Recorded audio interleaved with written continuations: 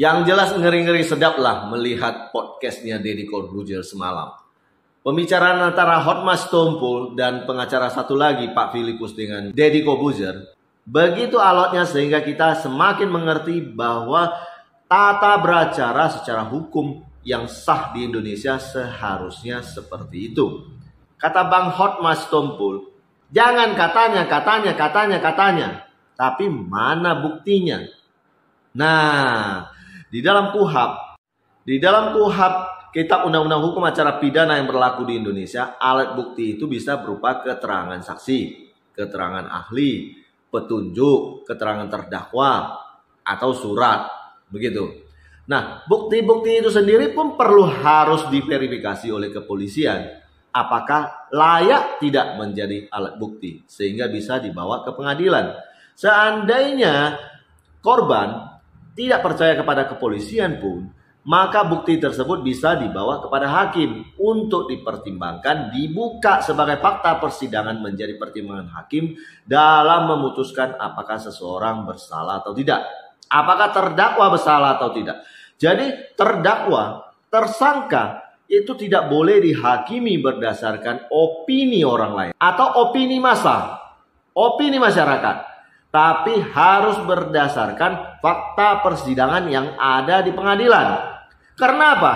Ya hakim tentu berada di tengah menjadi seseorang yang adil karena dia tidak melihat kejadian.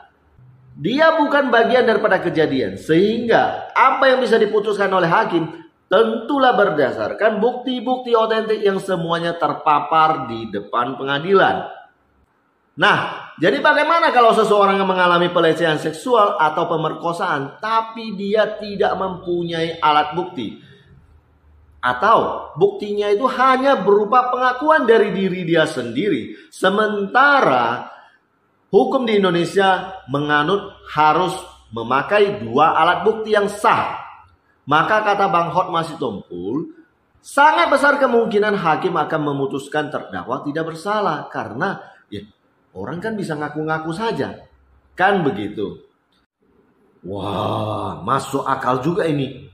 Ya, tapi anyway, semuanya itu akan dibuktikan di depan persidangan di pengadilan. Kasusnya inisial JE dengan wanita yang mengaku diperkosa oleh inisial JE ini akan dibuka di persidangan sehingga kita semua masyarakat diharap untuk percaya kepada pengadilan, kepada fakta-fakta yang terbuka di pengadilan sehingga bisa diputuskan dengan benar, dengan adil, memenuhi rasa keberadilan di masyarakat.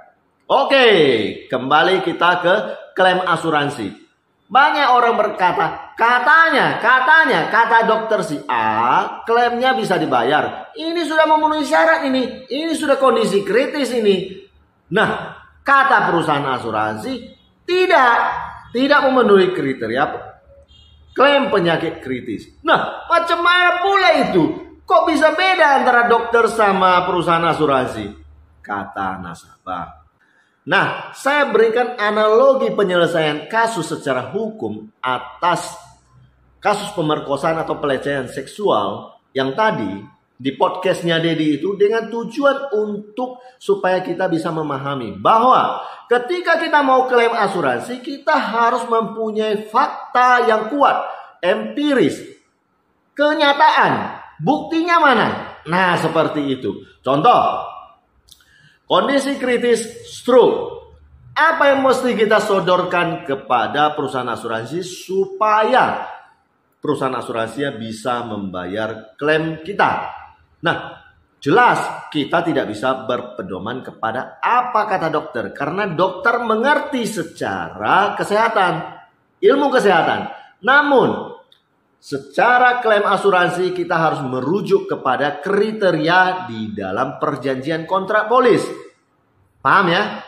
Nah, jadi bisa jadi pemahaman di isi kepalanya dokter ataupun orang lain yang tidak mengerti kontrak asuransi akan berbeda dengan apa yang tertulis di dalam kontrak asuransi. Begitu ya. Nah, jadi kembali lagi ke kasus stroke tadi. Bagaimana caranya supaya klaim asuransi stroke bisa dibayarkan oleh perusahaan asuransi? Maksud saya klaim asuransi santunan kondisi kritisnya. Yang pertama, harus ada bukti. Bukti apa? telah terjadi indikasi stroke dibuktikan oleh hasil CT scan, hasil MRI yang menyatakan bahwa ada kematian jaringan otak.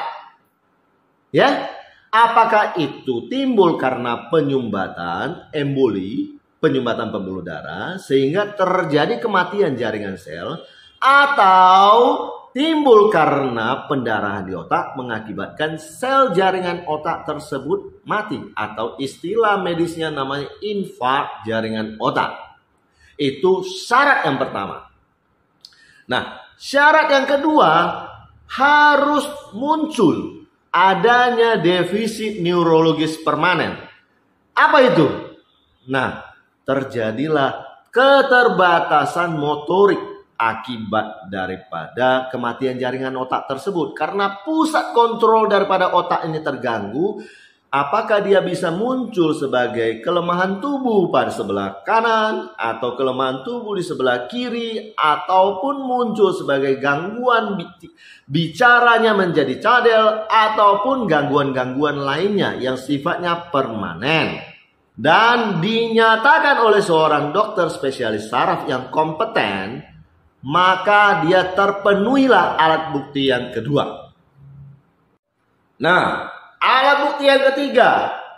Nah, harus terpenuhi defisit neurologis permanen tersebut setelah melewati masa tunggu sekian lama pada produk kondisi kritis tertentu. Ada yang 14 hari, ada yang tidak usah masa tunggu, ada yang mesti selama 6 minggu.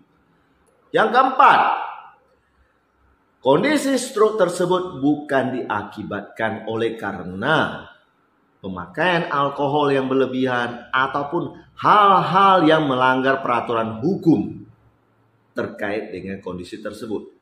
So, bila alat bukti kita kuat dan bisa diverifikasi dengan benar, maka yakinlah bahwa klaim itu akan dibayar. So, alat bukti berbicara. Jangan katanya. Terus kalau katanya, kapan selesainya? Konsultan klaim asuransi untuk Indonesia hebat.